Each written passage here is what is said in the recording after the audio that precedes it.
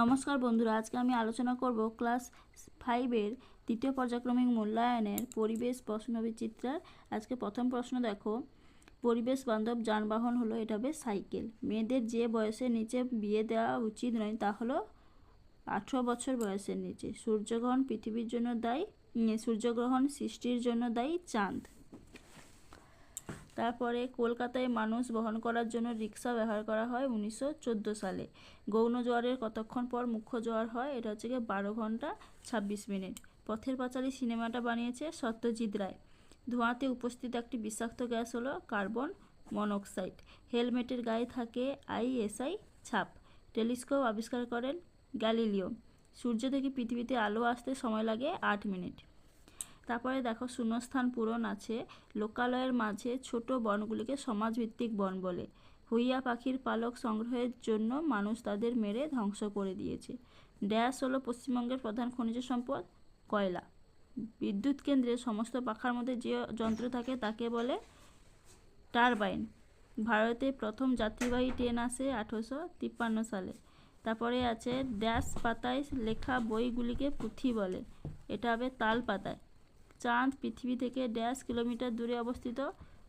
সঠিক উত্তর হবে 4 লক্ষ কিলোমিটার দূরে অবস্থিত। এরপরে আছে সত্য ও মিথ্যা। প্রথম আছে মুখ্য জোয়ারের প্রধান কারণ হলো চাঁদের আকর্ষণ, এটা সত্য। তারপরে দেখো, প্রায় 100 কোটি বছর আগে সূর্যের জন্ম হয়েছে, এটা মিথ্যা। তারপরে বিশ্ব বয়স্ক দিবস পালন করা হয় 1 অক্টোবর, এটা সত্য। শাকালু একটি লতানো গাছ, এটাও সত্য। চোরা শিকারীরা গন্ডার শিকার করে তার চামড়ার জন্য, এটা মিথ্যা, তার খড়গের জন্য। যে কয়লায় কার্বন বেশি আছে সেই কয়লা পোড়ালে ছাই খুব বেশি পাওয়া যায়, এটা মিথ্যা, কম পাওয়া যায়। কয়লা খনি অঞ্চলে ধস কমানোর জন্য বেশি করে গাছ লাগানো প্রয়োজন, এটা সত্য। তারপরে বাম স্তম্ভ ডান স্তম্ভ মিলাতে হবে। প্রথমে আছে কাগজ, কাগজ হবে প্যাপিরাস। মেয়েদের লেখাপড়া শেখানোর চেষ্টা হবে বেগম রোকেয়া। পেঁপে গাছ, নরম কাণ্ড, আসানসোল, কয়লা খনি, আগ্নেয়গিরি, লাভা, সাঁতার কাটা, ভালো স্বাস্থ্য। তারপরে দেখো, সূর্যের সবচেয়ে কাছের নক্ষত্রের নাম কি? এটা হবে প্রক্সিমা সেন্টাউরি। আবহাওয়া পূর্বাভাস বলতে কি বোঝো? আবহাওয়া পূর্বাভাস বলতে কি বোঝো? এই দেখো, কোনো স্থানের আবহাওয়া সংক্রান্ত বিভিন্ন অবস্থা, যেমন ঝড় বৃষ্টি, ঠান্ডা গরম, হাওয়ার গতিবেগ, বায়ুচাপ, আর্দ্রতা প্রভৃতি সম্পর্কে আগাম তথ্য সরবরাহ করাকে পূর্বাভাস বলে। তারপরে আছে ভরা কোটাল কাকে বলে? এই দেখো, অমাবস্যা ও পূর্ণিমা তিথিতে পৃথিবী, চাঁদ ও সূর্য এক সরলরেখায় অবস্থানের ফলে যে প্রবল জোয়ার সৃষ্টি হয় তাকে ভরা জোয়ার বলে। তারপরে প্রশ্ন আছে, অ্যাসিড বৃষ্টির জন্য দায়ী একটি গ্যাসের নাম, এটা হবে সালফার ডাই অক্সাইড। তারপরে আছে সোলার কুকার কাকে বলে?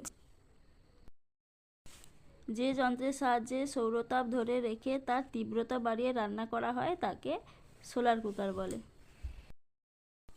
নৌকা চালানোর ঠিক দিক ঠিক করতে কোন সাহায্য করে কোন অংশ? এটা হবে হাল। দুটি প্রাকৃতিক দুর্যোগের নাম লেখো, বন্যা, সুনামি। হরপাবান কাকে বলে? এই দেখো, আগের মডেলে আমি বলে শুনিয়েছি আর বললাম না। তারপরে সুমেকা লেভি কিসের নাম? এটা হবে ধূমকেতু। মাজার মানে কি? মাজার হচ্ছে পীর সাহেবের কবরস্থান। ভারত থেকে হারিয়ে গেছে এমন একটা পশুর নাম, এটা হচ্ছে ভারতীয় চিতা। জৈব গ্যাস কীভাবে তৈরি করা হয়? এটি প্রচলিত না অপ্রচলিত শক্তির উৎস? এটা হচ্ছে গিয়ে অপ্রচলিত শক্তির উৎস। যে প্রচলিত শক্তির উৎস বলতে কি বোঝো? উদাহরণ দাও। দেখো, উদ্ভিদ ও প্রাণীদের পচা বা আধা পচা বর্জ্য থেকে যে গ্যাস উৎপন্ন করা হয় তাকে হচ্ছে কি জৈব গ্যাস বলে। আচ্ছা, তারপরের প্রশ্ন ছিল প্রচলিত শক্তি কাকে বলে?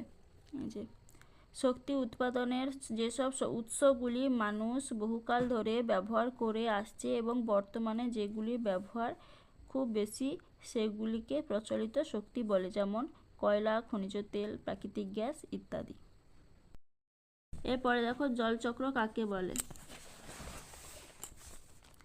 এই যে জলচক্র আর তার ছবি। তারপর হচ্ছে পথ চলার সময় দুর্ঘটনা এড়ানোর জন্য কি কি করবে না?